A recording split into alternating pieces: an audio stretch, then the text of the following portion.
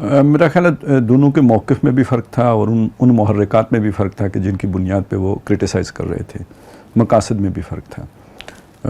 مولانا ابوالکلام آزاد جو ہیں وہ اصل میں 1920 کے بعد ایک مایوسی سے دو چار ہوئے تھے جب جمعیت علماء ہند کہنا چاہیے، جمعیت علماء ہند کے اجتماع میں انہیں امام الہند تسلیم نہیں کیا گیا. تو اس کے بعد ایک ان کے اوپر جو ہے مایوسی کہہ لیں یا ایک ریئیکشن کہہ لیں.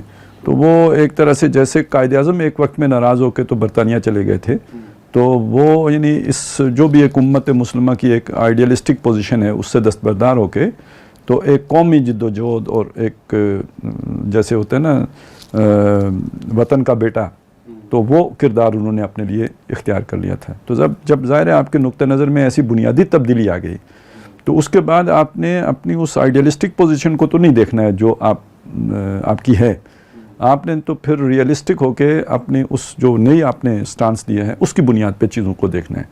تو جب آپ ہندوستانی بن کے سوچیں گے تو اس میں تو کہیں بھی پاکستان کی گنجائش نہیں نکلتی. تو بیسیکلی تو وہ اس لیے اینٹی پاکستان تھے یا جو بھی آپ کہیں اس تحریک کے مخالف تھے. لیکن انہوں نے کچھ پریڈکشنز بھی تو کی تھی. ہاں وہ ایک الگ ایشو ہے. دیکھیں نا آپ نے ایک سٹانس لے لیا ہے، اس کے محرکات کیا ہیں، وہ سٹانس لینے کے بعد آپ نے مستقبل کا جو نقشہ آپ کو نظر آیا تو وہ کیا ہے، وہ بعد میں سچ ثابت ہوا، تو وہ ایک علیحدہ بنیاد ہے. وہ تو آپ کے سوشل سائنٹسٹ ہونے کی بنیاد ہے، یہ فراہم کرتا ہے کہ جی آپ کی نظر تھی، آپ ایک مدبر سیاستدان تھے. تو نو ڈاؤٹ ایسا ہے، لیکن یہ کہ جب آپ ان کے اس محرک کا جائزہ لیں گے تو وہ تو پھر کوئی اور ہوگا نا، وہ یہ تو نہیں ہے، یہ تو بات کی شے ہے. اسی طرح اب آ جائیں اگر مولانا مودودی رحمۃ اللہ علیہ کی طرف، تو ان کا تو یہ معاملہ نہیں تھا، وہ اپنی آئیڈیلسٹک پوزیشن پہ کھڑے تھے. اور یہ جو تحریک تھی مسلم لیگ کی، یہ انہیں اس آئیڈیل سے فروتر نظر آتی تھی اور بجا طور پر فروتر نظر آتی تھی. اچھا یہ چیز سمجھتے تو ابوالکلام بھی تھے، اور وہ سمجھتے تھے کہ بھائی یہ مسلم لیگ کی تحریک، ایک تو وہ آئیڈیلسٹک مومنٹ یہ ہے نہیں، نمبر دو یہ کوئی باقاعدہ کیڈرز سے بنی ہوئی کوئی جماعت نہیں ہے، یہ اتنی مضبوط جماعت نہیں ہے، ایک پولیٹی نہیں ہے مضبوط، اگرچہ کہ تحریک ہے. تو اگر اس تحریک کے نتیجے میں ملک بن جاتا ہے تو ایک ملک کو چلانے کے لیے جو عصبیت درکار ہوتی ہے، جو طاقت درکار ہوتی ہے، جو ایک اسبا کی کیفیت وہ ان کے پاس نہیں ہے. تو پھر اسبا ہے کدھر؟ ظاہرہ ملک چلانے کے لیے، حکومت چلانے کے لیے کوئی اسبا تو چاہیے نا، کوئی گروہ چاہیے.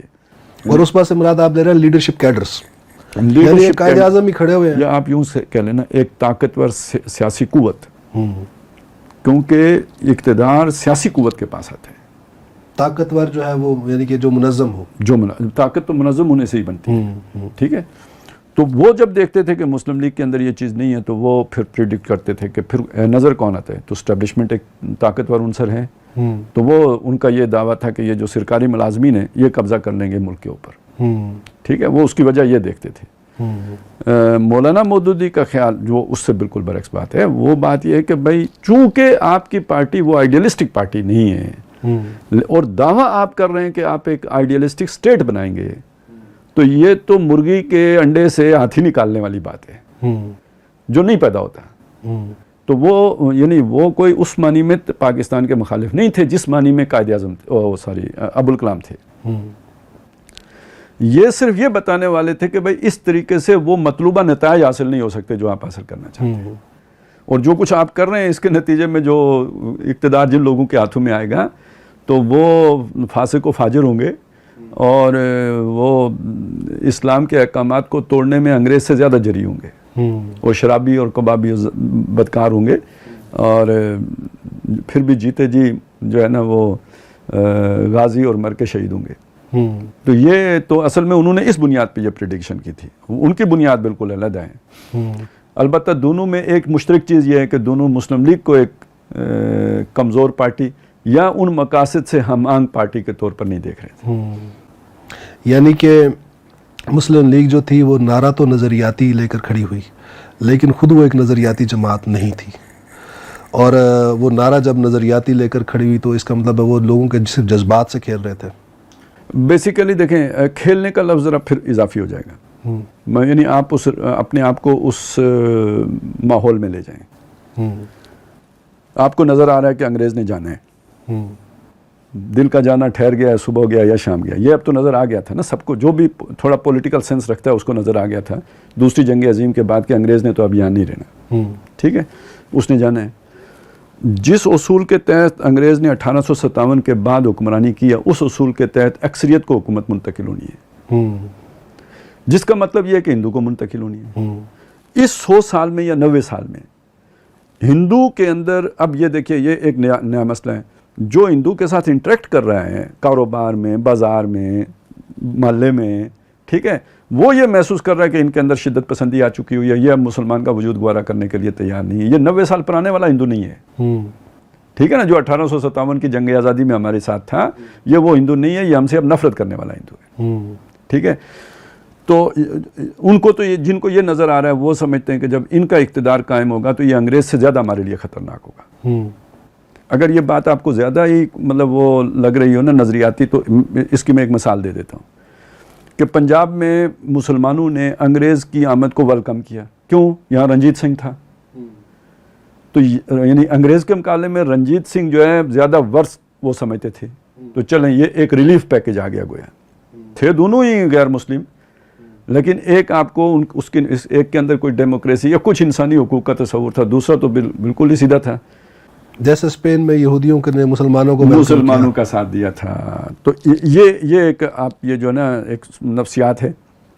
اسی میں اب مسلمانوں نے یہ سمجھا کہ یہ انگریز کی تو چلے ایک چھتری تھی جس کے نیچے وہ پھر بھی دونوں کو ایک آنکھ سے دیکھتا تھا، اور اگر کوئی گڑبڑ بھی کرتا تھا تو وہ تو سازش کے طور پر ہوتی تھی، کم از کم قانون کی سطح پہ تو برابر دیکھتا تھا۔